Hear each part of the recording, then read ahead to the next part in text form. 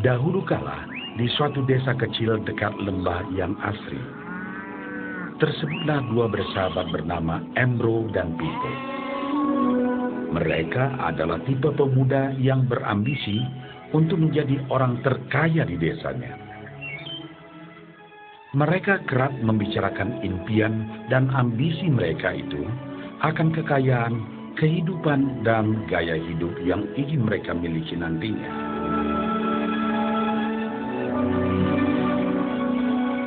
Mereka tidak takut untuk bekerja keras, hanya saja mereka masih belum mendapatkan kesempatan untuk dapat mewujudkan cita-cita mereka. Tanpa putus asa, mereka terus mencari dan mencoba gagasan-gagasan baru untuk mendapatkan kesempatan tersebut.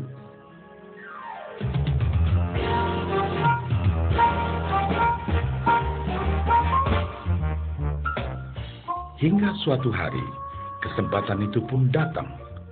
Desa mereka membutuhkan lebih banyak air. Oleh karena itu, kepala desa mempekerjakan Embro dan Pipo untuk mengambil air dari mata air di gunung untuk dibawa ke tempat penampungan di desa. Mereka akan dibayar sesuai dengan banyaknya air yang dapat mereka bawa.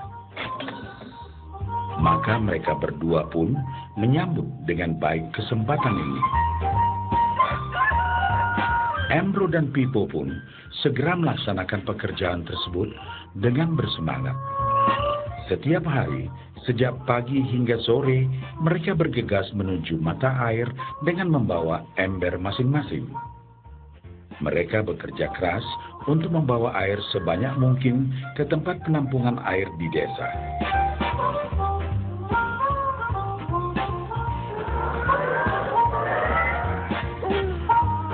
Menjelang sore hari, mereka pun pulang dengan membawa upah dari hasil jerih payah mereka hari itu. Embro merasa puas sekali dengan pekerjaannya itu dan besarnya upah yang ia dapatkan. Dia yakin bahwa dengan pekerjaannya ini, ia bisa segera mewujudkan cita-citanya. Bahkan untuk menambah penghasilannya, Embro membuat ember yang lebih besar agar dapat lebih banyak membawa air. Embro yakin dengan penghasilannya sebesar itu, tak lama lagi ia bisa segera membeli sapi dan memiliki gubuk baru yang ia idam-idamkan.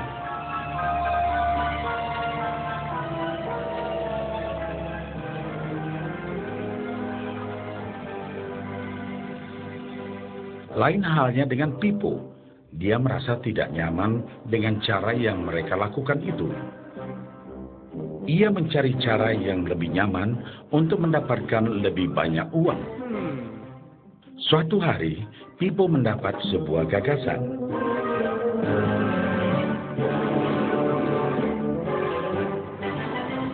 Ia berniat membangun sebuah saluran pipa yang akan mengalirkan air dari mata air langsung ke tempat penampungan air di desa.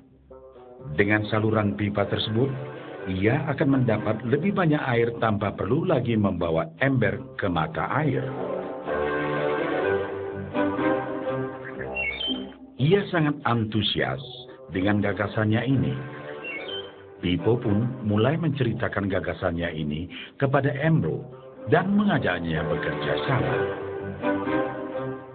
Tetapi Embro tidak sependapat. Ia bahkan mentertawakan gagasan Pipo tersebut karena merasa dirinya mampu mendapatkan lebih banyak uang. Embro pun lebih sering lagi mengambil air dengan ember dan bahkan menggunakan ember yang lebih besar agar dapat membawa lebih banyak air ke desanya. Dengan cara ini, Embro yakin penghasilannya akan meningkat. Pipo akhirnya memutuskan untuk mewujudkan sendiri gagasannya itu. Dia mengerti bahwa tidaklah mudah untuk membangun dan menyelesaikan saluran pipa tersebut.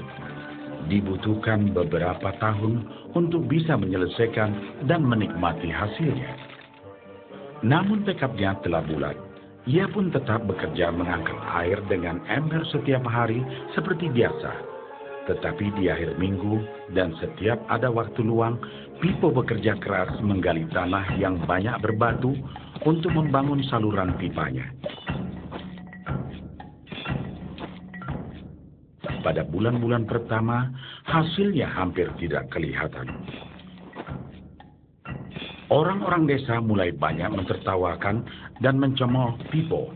Mereka menjulukinya Pipo si manusia saluran pipa.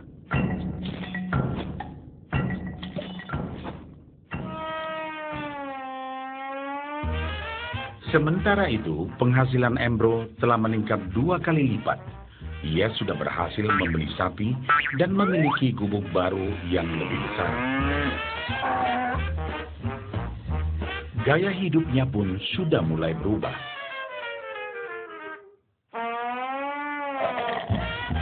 Ia sering menghabiskan waktu sepulang kerja di bar, menikmati hasil jerih payahnya mengangkat ember. Namun, tanpa disadari, badan Embro kini mulai jadi bungkuk karena begitu beratnya ia harus mengangkat ember besar setiap hari. Raut mukanya pun terlihat kelelahan.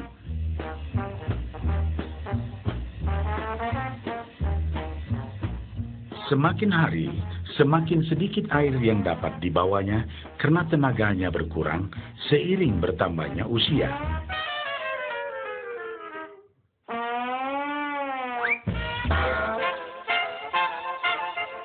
Bulan berganti bulan, tahun berganti tahun. Dan akhirnya, Pipo berhasil menyelesaikan saluran pipanya.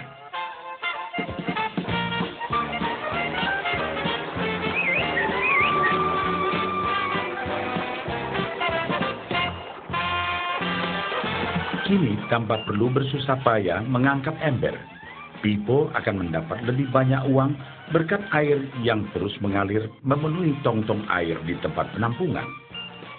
Air terus mengalir tanpa henti, bahkan saat ia tidur, makan, ataupun saat pergi berlibur. Pipo pun puas dan bangga. Berkat tekad dan kerja keras, kini penghasilannya pun mengalir tiada henti, seiring aliran air di saluran pipanya.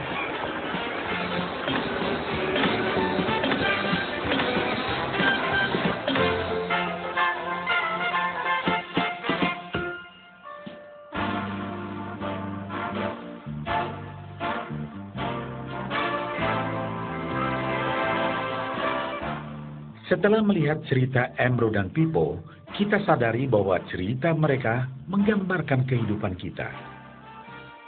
Pekerjaan yang dilakukan mereka melambangkan apa yang dilakukan kebanyakan orang dalam mendapatkan penghasilan. Embro mendapatkan penghasilannya dengan cara menggunakan ember. Ia harus pulang pergi mengisi embernya dari mata air ke desa untuk ditukarkan dengan uang.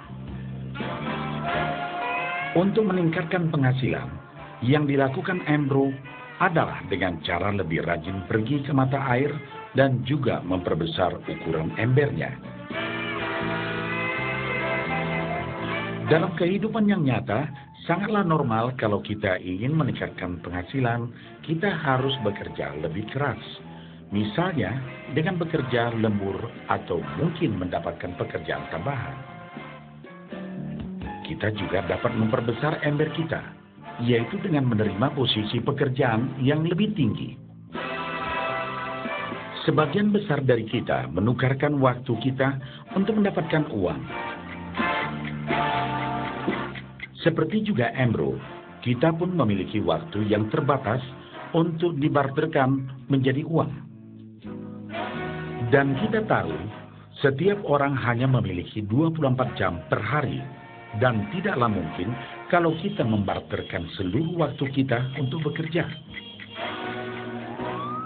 Dan yang lebih sulit lagi, yaitu jika kita tak mampu lagi membarter waktu kita, karena alasan usia, kesehatan, ataupun alasan lainnya, sehingga penghasilan kita terhenti sama sekali.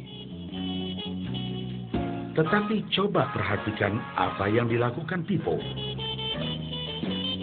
Secara bijaksana, Pipo tidak membarterkan seluruh waktunya hanya untuk mendapatkan penghasilan yang terbatas. Tetapi dia menggunakan sebagian waktu yang dimilikinya untuk membangun saluran pipa, karena dia tahu bahwa saluran pipa ini akan mendatangkan penghasilan yang berkesinambungan tanpa dia harus membarterkan seluruh waktunya. Dia tahu bahwa suatu hari nanti, mungkin karena alasan usia atau kesehatan, dia akan tidak dapat lagi membarterkan waktunya dengan uang. Sedangkan ia mampu mewujudkan gagasan saluran pipanya itu, dia hanya perlu bekerja keras sekali saja untuk membangun saluran pipa. Setelah saluran pipa selesai, maka penghasilan akan terus mengalir bagi Pipo. Pipo telah menunjukkan kepada kita bahwa untuk mendapatkan penghasilan, kita tidak selalu harus dengan cara barter waktu dengan uang. Ada cara lain yang lebih baik. Bagaimana dengan Anda?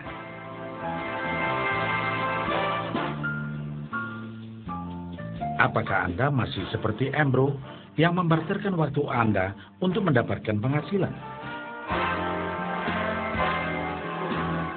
Atau Anda ingin mengikuti jejak Pipo dengan mulai membangun saluran pipa untuk mendapatkan penghasilan yang berkesinambungan?